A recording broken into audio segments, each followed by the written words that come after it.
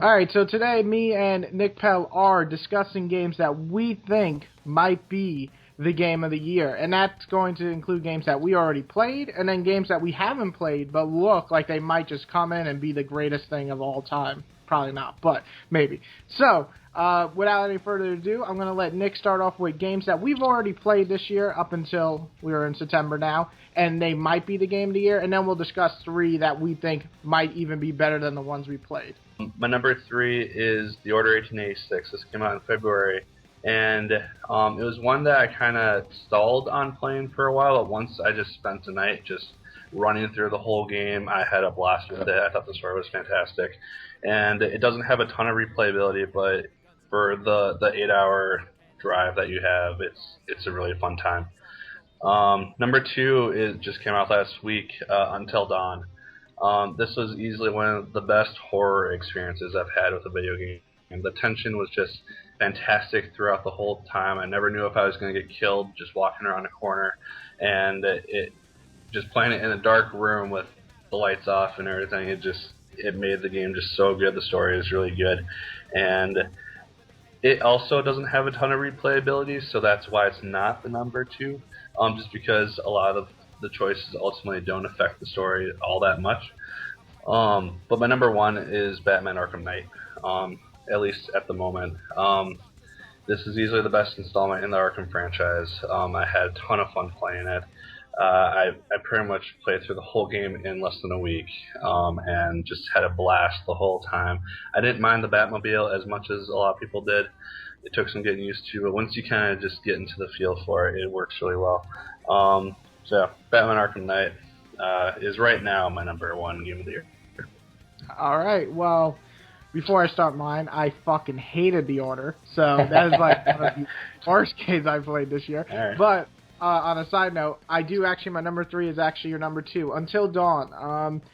I thought it looked cool, but I thought it was going to be kind of like, a 6 out of 10 type interactive movie type game, but it turned out to be like one of the best. Like, I wouldn't say it impacted me as much as like Heavenly Rain, right? Heavy Rain.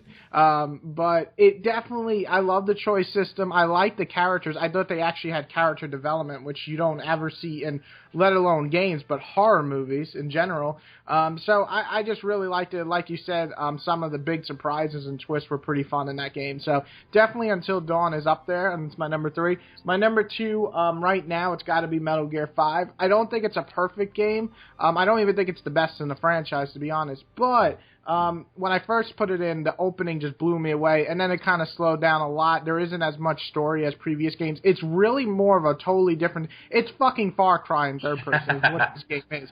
And if you like Far Cry like me, you're going to really enjoy this one. If you don't like Far Cry, and you want more of that Metal Gear linear type experience, this is not going to be on your game of the year or even close. But for me, I love Far Cry. I like the weirdness of Metal Gear with fucking things coming out of the skies and stuff and firemen. So I really am digging this game. So that's my number two. But my number one game so far this year that just... I was so hyped for it, and it actually matched it, and I can't believe it, is going to be Witcher 3.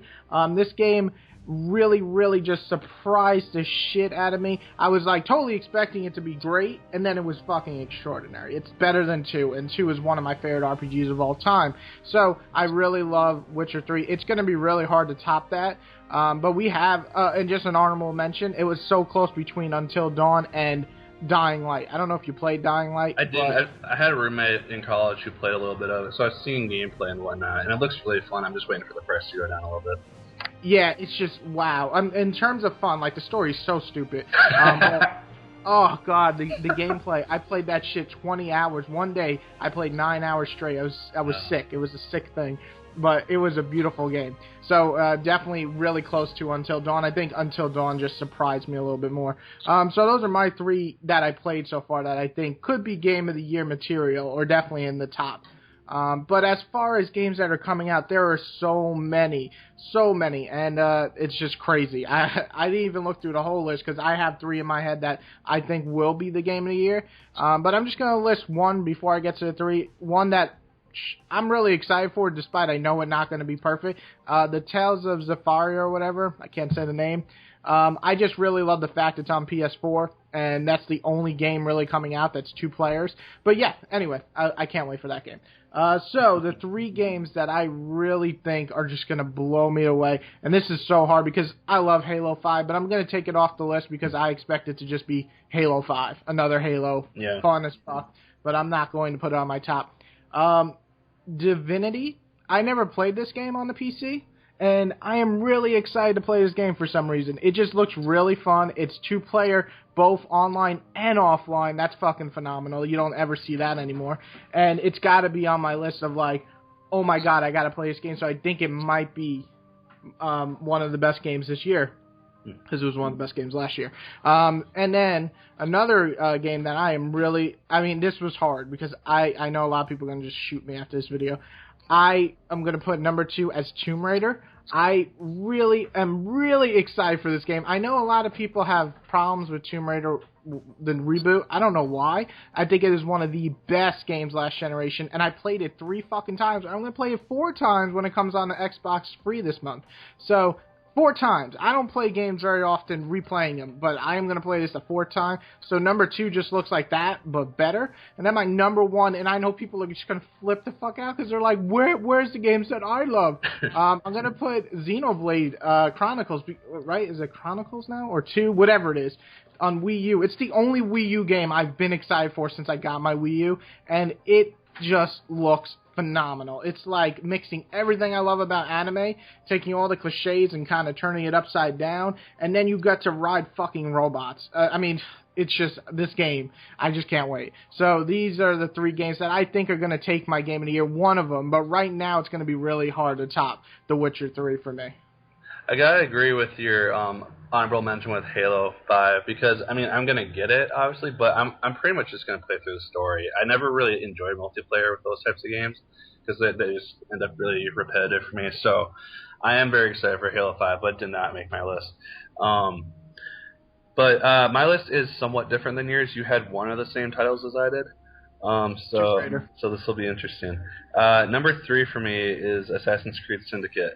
And the reason for this is because it would appear that Ubisoft has listened to its audience. It realizes, oh, we fucked up with Unity. We made some mistakes. We released a glitchy, unfinished game. I enjoyed Unity for the story, and then the glitchiness just got to me, so I couldn't do the side stuff. But yeah, Assassin's Creed Syndicate looks fantastic. I really like the age that's set in, just the Industrial Revolution in England. It's not really something I know a ton about as a history major, so just that in and of itself just interests me. And you play as 2 characters. Yeah, right? exactly. You get to play as 2 characters. I don't really know how they're going to do that, if they're going to do like you choose who you want to play through a mission as, or if they just have 2 separate paths where you like just do a mission as one guy and then a mission as the sister, and then just go back and forth. I think they might do like I think I heard in an interview they're going to do more like a Grand Theft Auto 5, where you can they're like doing their own thing, but you can just switch on the go, which is pretty cool. That's very cool. I do want to see them try to like integrate the modern story a little bit back more into like the core of the game, because Assassin's Creed 1 through 3 really did focus on Desmond and the modern story and like the drama of that, and 4 and on has just kind of ignored that. It's been very simplistic and not nearly as much fun or important. So I would really like to see them kind of put more focus on that, and maybe they will for this game. I haven't seen anything about the modern story for Syndicate. Yeah. Number 2 is Fallout 4, and I have never really been a huge Fallout fan. I've tried to play Fallout 3 numerous times, just never was able to get into it. I generally need a story just kind of somewhat pulling me along in order for me to get really invested.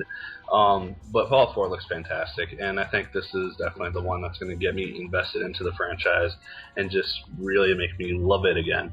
And just everything that I've seen just looks great, and so I'm really excited for this. And then coming out on the same day as that, my number 1 choice is Rise of the Tomb Raider. The original Tomb Raider was my game of the year in 2013. And so I am very, very excited for Rise of the Tomb Raider, the sequel to this.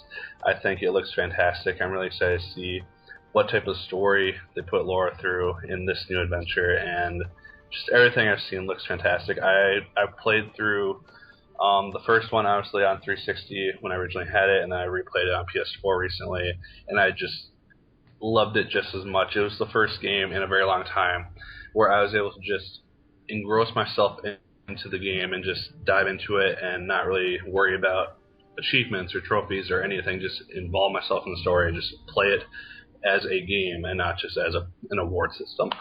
So yeah, Rise of the Tomb Raider, I'm definitely looking forward to, and I could easily see it being my game of the year this year. Yep. So I like the fact that we have pretty much almost different lists except save one game on each one. Yeah. And I think that speaks for this year. Like last year, like everybody had the same fucking game as game of the year. I can't even remember, what was it, Dragon Age, or there was one other one. Yeah, Dragon Age, Wolfenstein, bunch of different things that people ended up enjoying. Yeah, but last year was just so easy to pick, and this year it's already hard. Like, to me, this is one of the harder years to pick a game of the year, especially in the upcoming months. Like, some games I didn't even mention that I just don't think will be game of the year, but I can't wait for, like, Rainbow Six, and then the Uncharted collection. Those games are going to be super fun. Can't wait. Not going to actually put them on my game of the year. That would be ridiculous. But yeah, so those are the games that we think will be game or taking a guess. But yeah, I would say it's going to be really hard to top Witcher 3 for me. Do you think that Tomb Raider is going to top your game of the year so far? I think it definitely has the potential to. I mean, Arkham Knight and Tomb Raider are two completely different types of games. So it'll ultimately come down to which one I thought I had the most fun and enjoyment with. And because Tomb Raider is seemingly a little bit more linear story-wise, it might win it for me because those are the types of games that I tend to enjoy the most.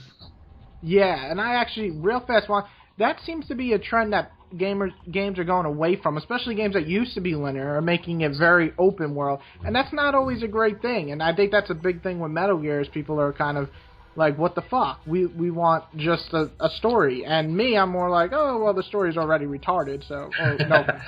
I mean, just as a quick example, a couple years back, Final Fantasy 13, much more linear story to it, but it was easily one of my favorite Final Fantasy games, just because of how direct the story was, and I generally like that, because when you're given basically the whole world to explore right off the bat, it doesn't really seem like you kind of earn that ability. So once you eventually do get to like kind of roam around and do things, you do feel like you kind of earned it and you made your way up to it.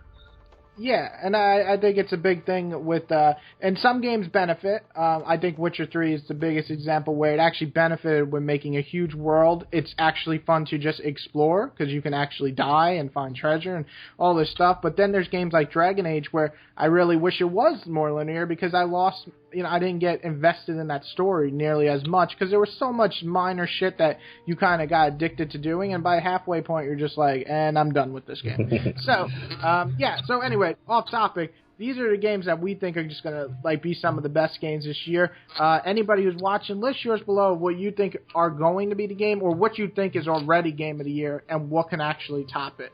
And I guess that's it. Thank you guys for watching, and put your shit right below.